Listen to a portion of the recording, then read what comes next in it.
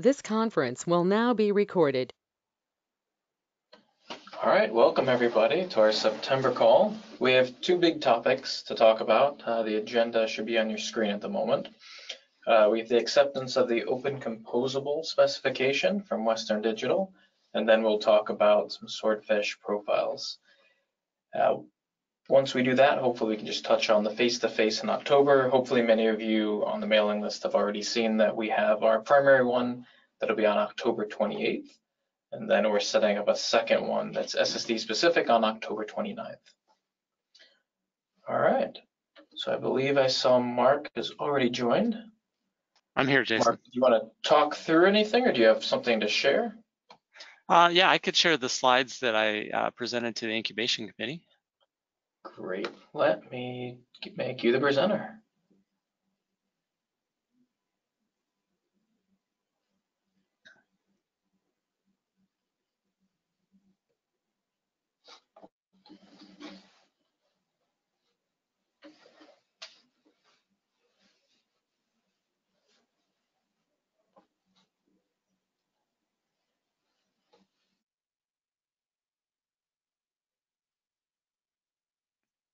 All right, looks like it's coming through. Can everyone see it?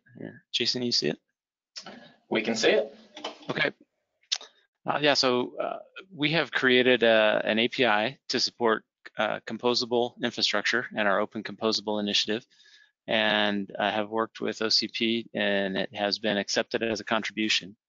So this, I have a few slides to sort of explain what we mean by orchestration and composable and open composable.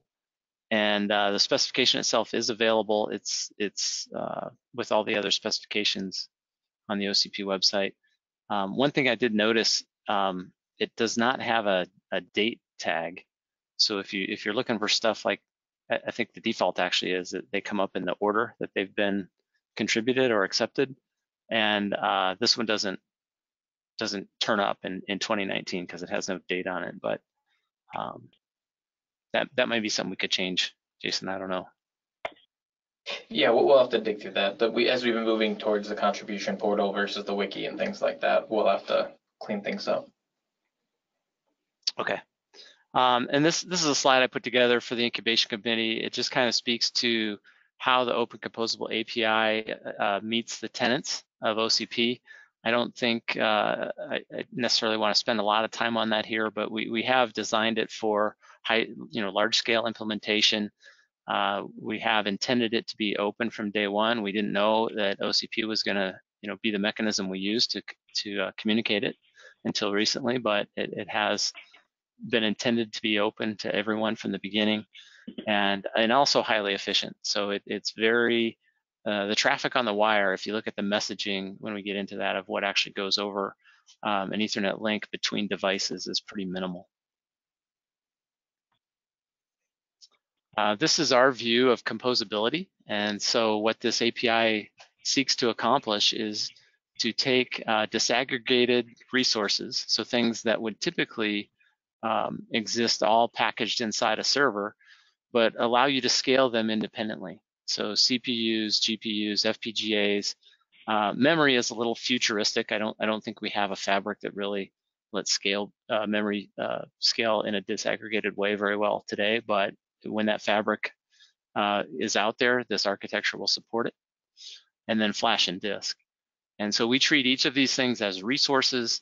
They can be scaled independently. The hardware can be built independently, so that if you want to add, a lot of FPGA without adding a lot of CPU, for example, this architecture lets you do that. And the API lets you attach those FPGAs or group them, virtualize them in a way that your application can make use of that. And so, as I mentioned, when we talk about disaggregation, what we really mean is pulling resources that have typically been all housed inside a server, and we're just showing a standard 2U here, but it could be any server, breaking those out and having independent hardware blocks that support each resource type. And then when we compose them, we group whatever amount or quantity of the resource that you need to run an application together, those resources get flagged as being consumed. They're not available anymore to the pool. You run your application for as long as you need, and when you're done, you free them back to the pool. And so this API is not really the orchestration level that does all that grouping, it's the infrastructure. And so what we've standardized or set forth in the specification at least is just the infrastructure that would allow an orchestration software from anyone, right? It could be a commercially available tool. It could be something that a DevOps team in a data center develops, can consume.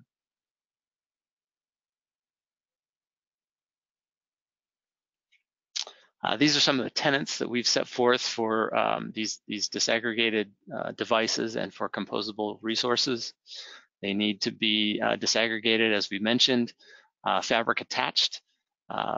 We've really focused our efforts on Ethernet, but any of these other fabrics are viable as well.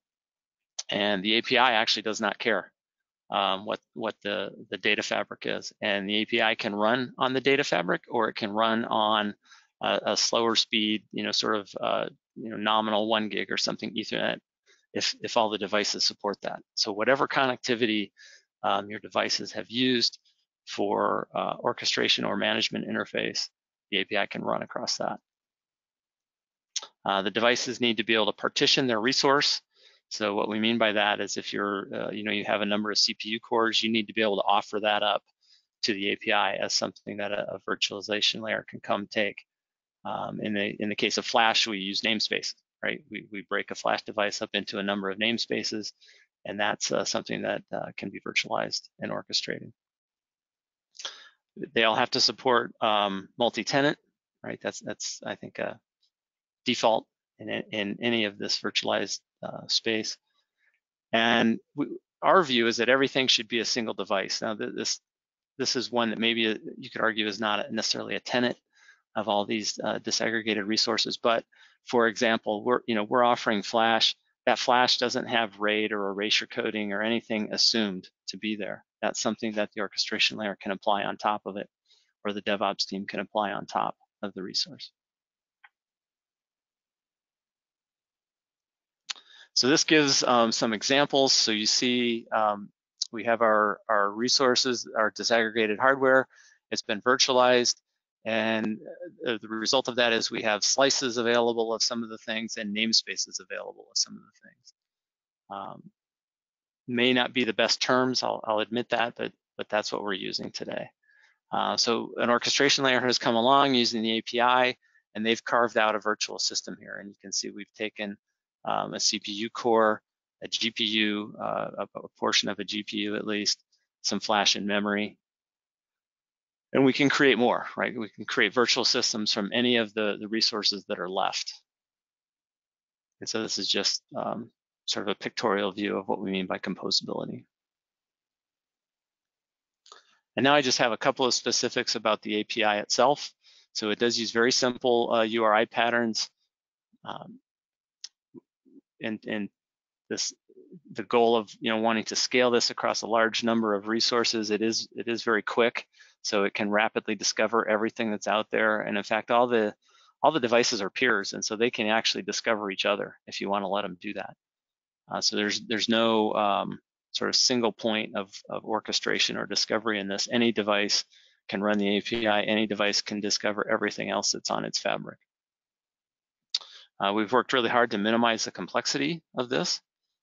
And when you look at the document and look at the URIs, I think you'll see that. And in some cases, we've been able to provide aggregated responses. So what I mean by that is once you compose a system, you can go query that system from the API and say, hey, what are you? What do you have? What resources have you consumed? And then it runs interactive if you want it to. We've actually implemented a GUI on our products, but that's sort of a secondary thing. We did take into account some existing standards in our work here, and one of them is, this one's actually pretty old, the computer information model.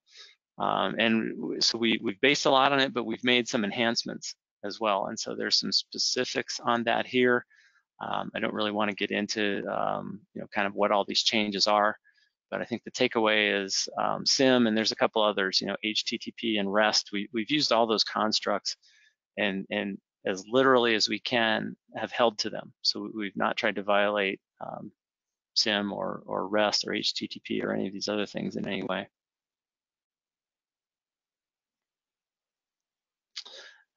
Here's an example of some of the REST-based structures that we've used, the verbs and HTTP responses that are implemented.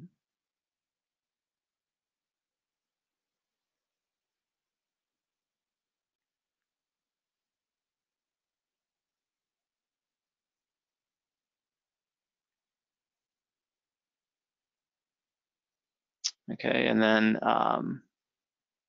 here's some of the URIs. So as I mentioned, we tried to keep these pretty simple. I don't know if it looks very simple at first glance, I'll admit that, but it actually is compared to some of the other mechanisms that are available for orchestration. These are pretty intelligent devices. So the Fabric devices that can implement this API, they have to have some intelligence, and that helps keep the API simple.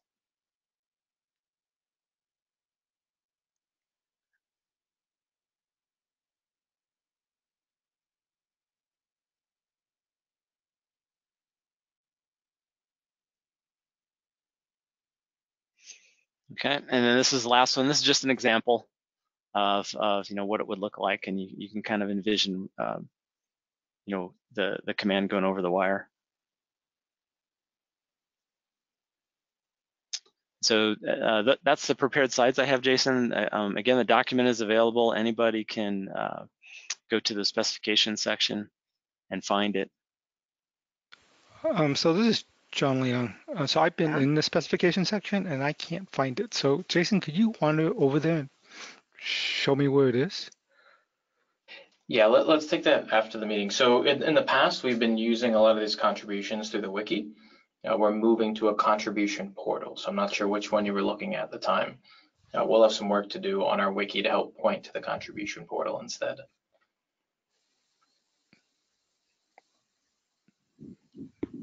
Sound good?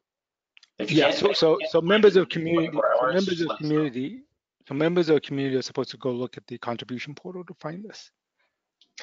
Yes, that's where all the new contributions are being made. So when something's an official specification like this, it's gone through the incubation committee, it'll be on the contribution portal. Okay. So maybe the right thing for us to do is in the wiki to actually have it point to the contribution portal. That way it's in both spots. Perhaps that's the best way to do it. Yeah, here's how I did it, John. I'll just show you. Well, I thought, yeah, contributions. Oh, no, that's not going to be it. Sorry. No, that's I can find. No, once I know it's in contribution portal, I can find it. It's just that kept on mentioning wiki, and so I went to the wiki, and it's not there. So yeah, in the past. Oh yeah, I noticed that too. I think the wiki maybe is behind a little bit. Okay. No, that's fine. So you pointed me in the right direction. Yeah, if you go in here and then what I did is go down here and search on Western Digital. There's only a couple.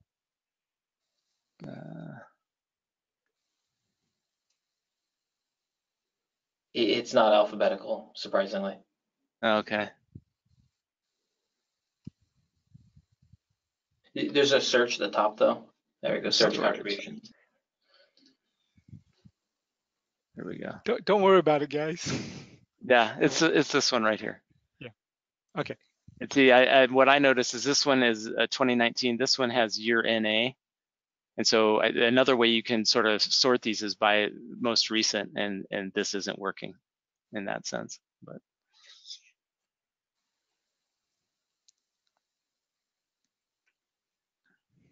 all right, thanks, Mark. And I think the important thing here is that, so this is a contributed specification, but a specification is just there. It's the beginning of something. I would encourage anyone who's interested into it, take a look at it. If you have questions, if you want to get involved, reach out to Mark. I think this is very important. We want to find out how many people are going to build on top of this or leverage this for something else. If we see enough interest in this, we can actually create a separate subgroup to have people go off and focus specifically on this open composable specification. So please reach out either to myself, to Mark, if you want to learn more. Just please engage and let us know if this makes sense to spin out, similar to how we did the fast fail read and the archive project. This may be another opportunity to create a focus group. All right, any other questions for Mark?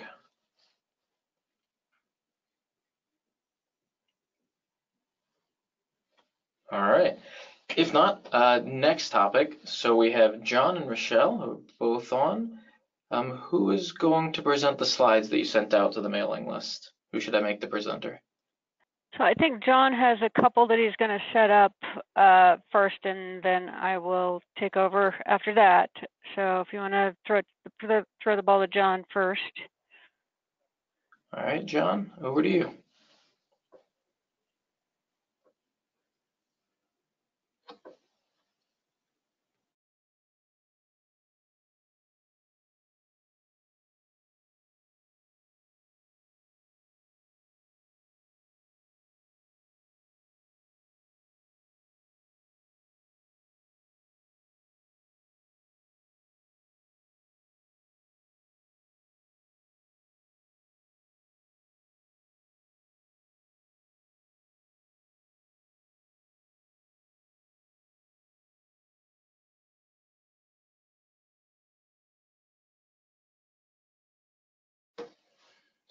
John, are you able to present? Nope, not yet. You don't?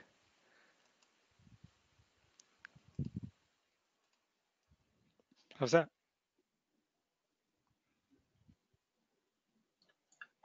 I'm not seeing it yet. Is anybody else seeing it?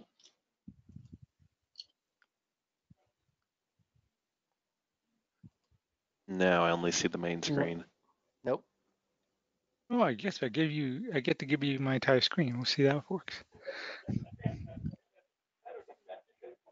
Yep, we see that. Oh, Okay, if we'll you're go with dialed in that. with the web interface, I think you can only share your whole desktop. I think you need the Ah, GoToMeeting launcher if you want to share individual windows. Okay, well, it's only a couple of slides, so I'm not gonna spend too much time here.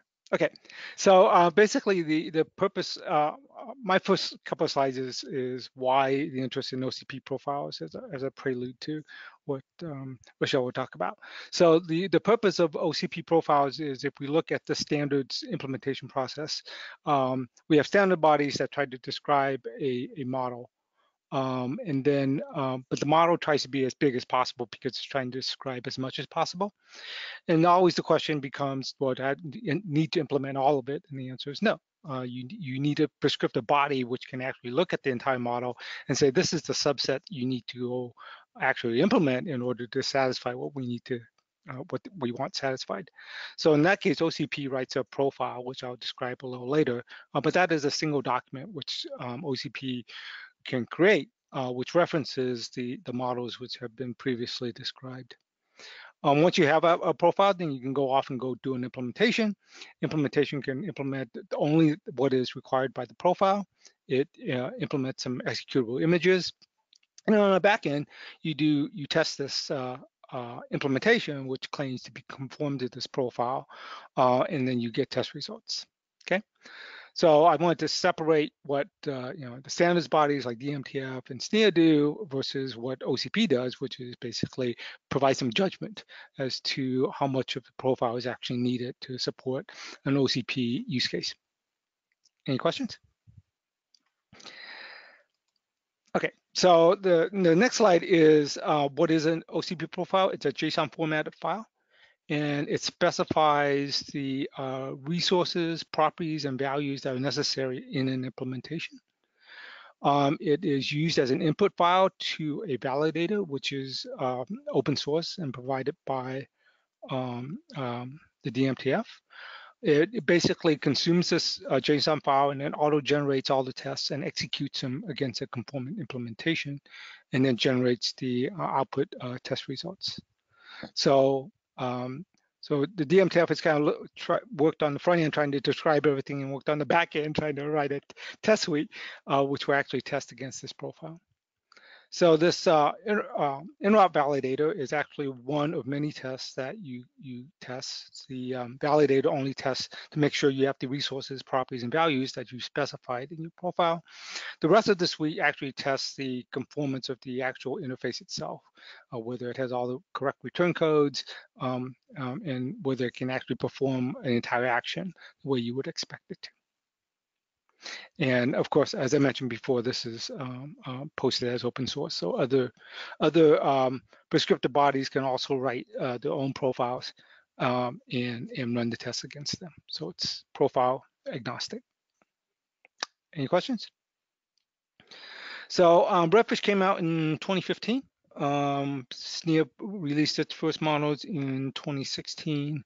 And so in March of 2018, the Open Compute IC made the decision to use Redfish as the baseline from which they wanted future manageability of OCP platforms. And so OCP itself wrote a couple of profiles. One was a baseline profile, which is hardware manageability of the base hardware across all of OCP platforms. And then a specific, and each project could write its own profile, which extended from the baseline. And so the server profile was submitted, which extended the hardware baseline profile and added additional server resources and properties that you could go manage. Okay, and at that time we had envisioned that we would start with server, and then future projects would create their own profiles, which extend the hardware baseline profile to manage whatever domain they happen to be in. And so, yeah, so the specification's been around a while. It's got 30 industry members that back this standard. And then in the backup is just a couple of information about, more information about the profile, and then the entire toolchain for Redfish, of which this is just a little box right here that I signified.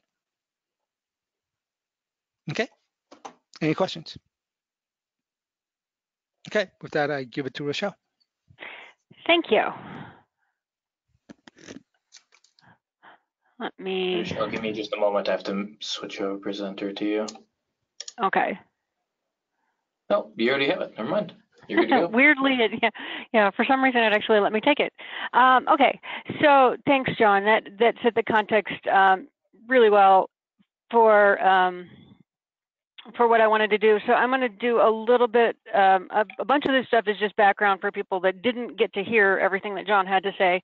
So I should be able to skim through it a little, reasonably quickly. But what I wanted to do was a little bit of supplemental background of, what is Redfish and Swordfish and the profiles, and kind of also, I didn't introduce myself, sorry. Rochelle Halvers. I work for Broadcom by day, and the rest of the other week of the week, I'm the chair of the SSM twig, which produces the Swordfish spec. And Swordfish is the storage extensions to Redfish. There is a really base storage model in Redfish, but Swordfish is the storage using Redfish. So they do all the base protocol specifications and a bunch of base schema and servers and all of that, and we are responsible for basically all of the storage extensions, and I'll give a brief example of that in a little bit. So SNIA owns that as opposed to DMTF because we're focused on storage. 170 different companies participating. There's actually 260 some members if you go to look at our member page, but a bunch of those are members of different forums. And weirdly, it's jumping around on me. Okay, so Swordfish, as I said, is an extension of DMTF. It's not different, it's just more for storage. So everything all the tools that the DMTF makes for Redfish apply 100%. It is moving on its own. Apparently, this slide set has auto advance in it. Sorry about that. I think I might pop back to full screen this way so that it stops doing that for me. So the one of the things to note, John talked about 30 some odd companies here. We have, this is kind of the overlap of who all is doing both redfish and swordfish. This is kind of the current companies engaged. The ones in the middle are kind of noteworthy because these are the ones that are actually working in both groups actively right now. But just gives you an idea that, there's a lot of folks involved in doing and working on both of these specs. One of the reasons we wanted to highlight that is because there's a lot of folks on the phone that may not be aware that you might be one of the 100, others in your company might actually already be engaged and actually working on this, or that your companies are actually already members of either DMTF or SNIA, and as such can actually be can contribute to one or both of these specs at any time. Okay, so what does it look like? And then we can get to the profiles part. We talked about, redfish and extending, so I want to just give a brief example of that. The redfish model is REST-based, pretty straightforward. Redfish/redfish/v1 is the root for a system. You'll have a couple of basic parts. You have a logical representation, you have a physical representation, and then you have the thing that represents its manager. So this is actually just the part that represents the logical representation. So under a system, you'll have the storage elements. So you have things like in redfish, you'll have storage, volumes, and drives. And then the chassis are physical representations. So you see those links over to those. Well, when you go to get to add the storage extensions on to get swordfish, we really just add a whole bunch of stuff directly into that same model. So you get things you'd expect to see to get more complicated. You don't have to use all of them. You can use the pieces that make sense. But you start getting things to add with scalability and complexity, storage pools, groups for mapping and masking if you need that, consistency groups, endpoint groups, file systems, whatever direction you need to go. You make it as simple or as complex as you need. We also have, and it's not actually on this particular picture, we also have the notion of class of service for folks that want to do a QoS-based infrastructure. We really have a very complete model. There's replication built in, pretty much, and almost any functionality you can think of is in the system right now. So here's just a kind of overall view. We have capacity and health metrics. We have performance metrics. We get to leverage everything that's built into redfish. So any instrumentation that's built over there, we have the ability to leverage into our system. So we basically take all the services that they define and build up documentation around how to use those. Okay, so features and profiles. How are our profiles constructed? John talked about the basic profile language. We use exactly the same thing, which works really nice when we talk about how we want to build up the OCP storage profile. Because what we've done with Swordfish, we did this in a very client-centric. We built our profiles in a very client-centric way. We worked with a lot of the storage management clients and clients that have been using storage interfaces from the storage vendors for a long time, and said, how do you use functionality, how you divide it up? And that's what we've got broken down into what we have as features. So these we'll get to in the next slide are kind of groups of functionality that work together that our clients wanted to see as, if they could see devices advertising that functionality, they would know what that meant. And then the profiles are basically those JSON formatted files that specify the resources, properties, and values that an implementation must do in order to support that feature that you would advertise. And so an OCP storage profile then can basically, what we can do in a very simple way, since we've already defined all of this, we can actually just say, what of those particular features, what groups of them can we just put together to satisfy the OCP storage baseline requirements and plug that into that previous diagram that John showed. And so I basically took just that same diagram that John had and filled it in just a little bit differently. So SNIA has historically had a conformance test program. And we've had one for SNIS, we're developing one for Swordfish. As we develop what the OCP storage profile is, we can actually do conformance testing and plugged in through that framework. That framework will actually be using exactly that same open source infrastructure that John just described, which is based on the Redfish interop validator. So there's an opportunity there for OCP to leverage completely both what the DMTF is doing and what SNIA is doing here, if we choose to. If we want to do it separately, you can, but there's an opportunity to just completely leverage that and ask vendors to go through the CTP program from SNIA and get that certification to satisfy the needs of the OCP community. Okay, so here's how the profiles are constructed. As John noted, for the server side, they have structured everything into a single profile. Well, the language doesn't really require that. You can actually have hierarchies. We made things a little bit granular here, but there's a lot of dependencies. So these arrows basically indicate what things depend on what. And it's kind of like I don't want to say, kind of like think of it like a recipe book. You kind of can pick the things that an implementation wants to have. And so the large complexity over here ends up being around, things around provisioning and replication. Probably not a huge requirement area for this team. But, so we have this kind of notion of discovery. This is for the selected set of objects. And in Swordfish, that's, like I showed on the previous slide, you have the storage object, volumes, drives, and storage pools as, that really minimal baseline that's required from a Swordfish perspective. You notice one thing there is, aside from drive, those are all logical constructs. We have event notification. We basically have a whole set of events and specify which specific events happen in which for specific use cases. We have performance metrics for specific items that says, if you want to advertise this feature, you have to do this set of instrumentation.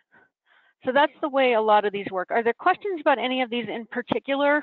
Because I can talk through them, or I can just kind of skim them. If folks want me to go through them in any depth or not. Okay, I'd rather jump to the next one a little bit here, because the proposed approach here is to basically pick a small subset of these and say these are the required profiles, and then start going through a deep dive. I honestly didn't think we'd have this much time today, so I actually left a fair amount of detail off of this. And say, we require discovery, we require event notification, but then work through and say, if there are a set of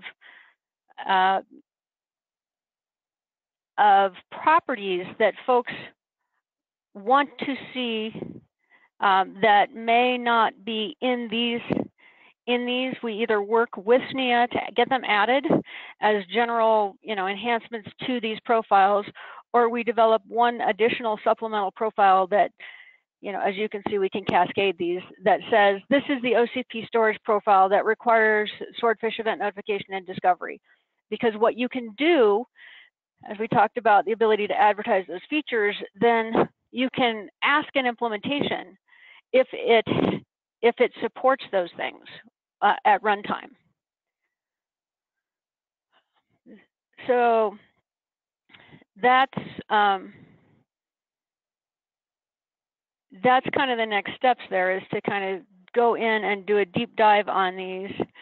If we're good with, you know, the base functionality that's here, we can just declare the OCP storage profile is, you know, either these 4, these 3, whatever is an appropriate set, or if we have some additional properties that folks want to see, we add those into there, and I can write up a supplemental profile called the OCP storage profile that adds the appropriate dependencies.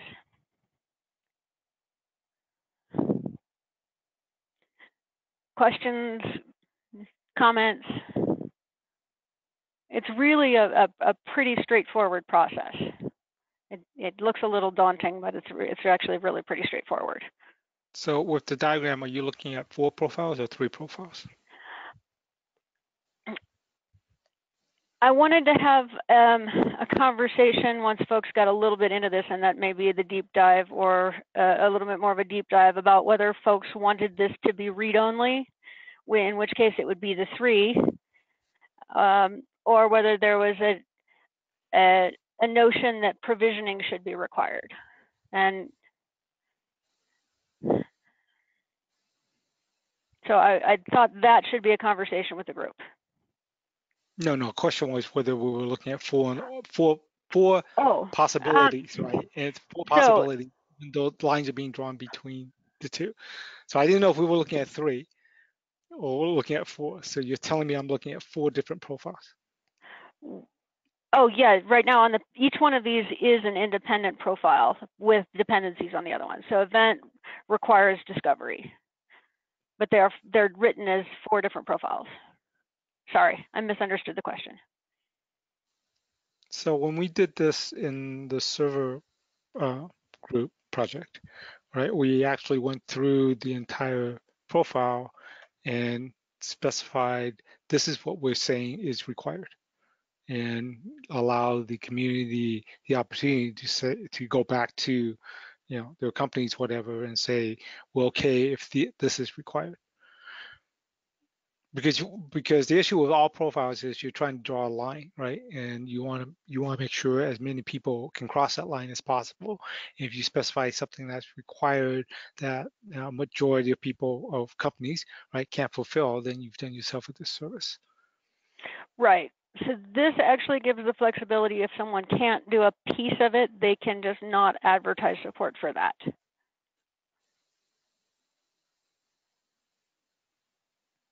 But then it's difficult to say what is being prescriptive. Right. So that's where, if the OCP storage profile wants to say you must have event notification and discovery, but everything else is optional, which is what I grayed out here. I would assume, I'm kind of asserting that all the rest of these would be optional, and that only these 4 would be in play, plus potentially if there's you know, anything else that's outside of the bounds of this, like some additional properties that aren't in the base Swordfish ones.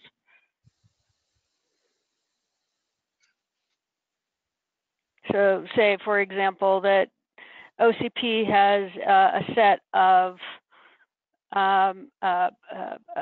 asset tag properties or something that they want to have in, you know, all of the volumes and drives and things that we don't have specified here, or that aren't in the underlying hardware scheme, hardware profile.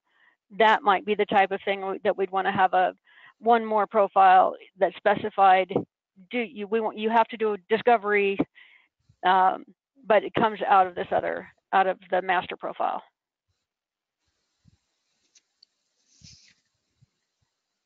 Now, Okay. Maybe, you know, am I making sense?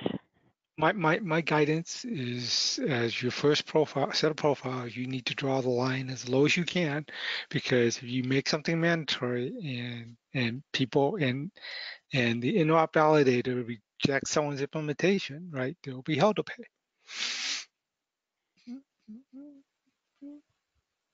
So that's my guidance. You can take that whatever what do you want. So these are really very minimal. Event notification has quite a few things in it right now, but I think that's actually a good thing. But the rest of these are actually fairly small. Each one is fairly small right now. I think without cracking them open and allowing and going through a review of each one of them and making sure the community is okay with all the event notifications that you've marked mandatory, right? Then you can't really, you've taken judgment, right? Everyone. Yes, We need to make sure the community evaluates the judgment. Yes, which is why I would propose the next steps. Let me jump to the next steps. I was kind of proposing, I'm not trying to get people to say, yes, we're absolutely going to approve, those 2 purple boxes and off we go today.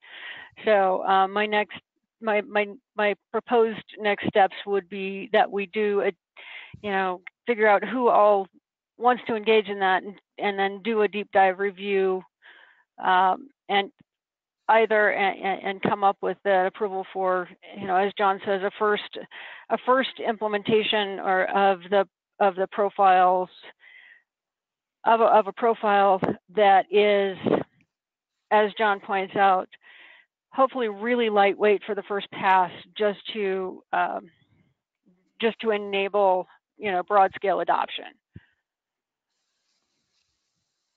The second one is a little bit more of a organizational thing, and we can most likely talk about this one, Jason, separately, but SNIA is very interested in developing a technical alliance, or an alliance in general, but the technical alliance will enable the organizations to work together and drive changes into the profiles and work on enabling CTP, joint CTP, and all of those kinds of fun things separately.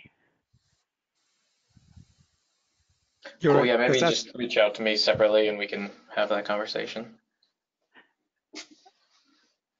Okay, John, did you have another comment there? Oh, I will say there is a GitHub for OCP profiles on Open Compute. And so once you contribute these, that's the best place to place them as you review them, because you can use GitHub to actually modify them.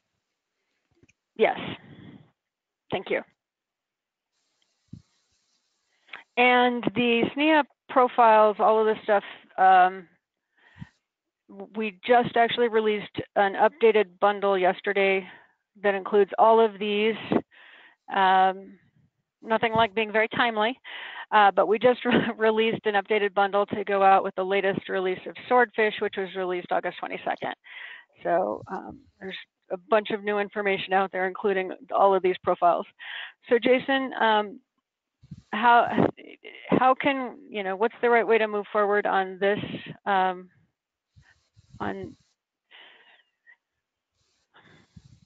Yeah, maybe you just reach out to me in email. Let's figure out how we tie this in. Sounds like a lot of this work has been done in other groups already. So let's figure out how we connect the storage group to some of the work that you and John have been working on already.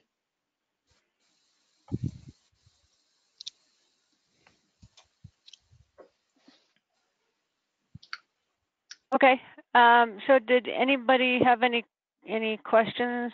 Here's also just in the slides that I sent out, SNIA.org/swordfish, you can find anything you want there and pointers back to that and everything redfish as well. John had a variant of this earlier. This actually shows a flushed out, who's working with what. Redfish, Swordfish, and OpenSDS are all working with variants of the profiles, and so the open. So there's and working with NVM Express. So there's actually quite a few permutations of folks working with various bits and pieces of this. So we like this slide because it's getting more and more little logos on it all the time. And I believe John sent his slides out, I think, to the mailing list today. Rochelle, I don't think these slides went out, correct? I thought I sent them out. Did I? You might have. I may just have missed it. So if it's okay, I'll. If I didn't, I will send them out. Sure.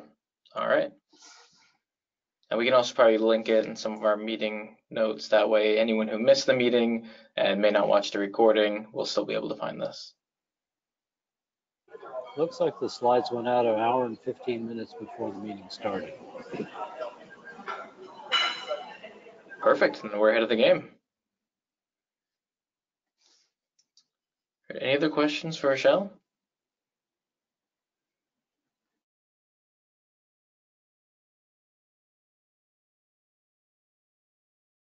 All right, and just to recap, since we have more people on now, so we have actually two upcoming face-to-face meetings. One will be on October 28th.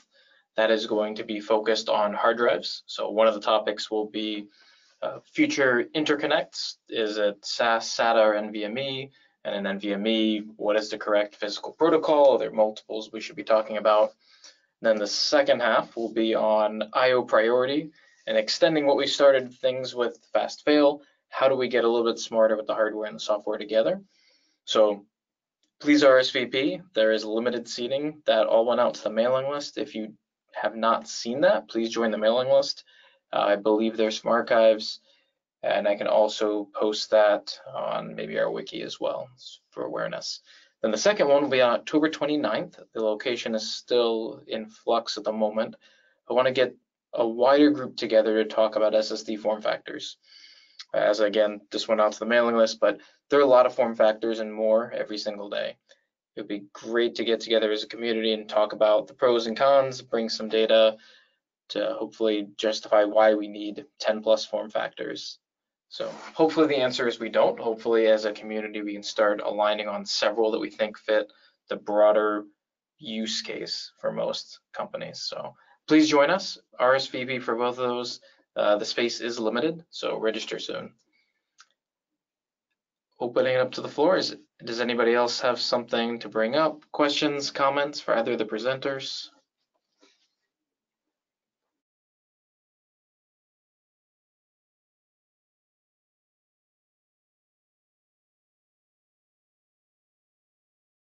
All right, and actually before we wrap it up, I also just want to introduce Matt Shumway, who's on the call now. He's the new incubation representative for storage. So if you haven't met him, hopefully you'll get to meet him in the coming months. All right, thanks everybody. Have a great day.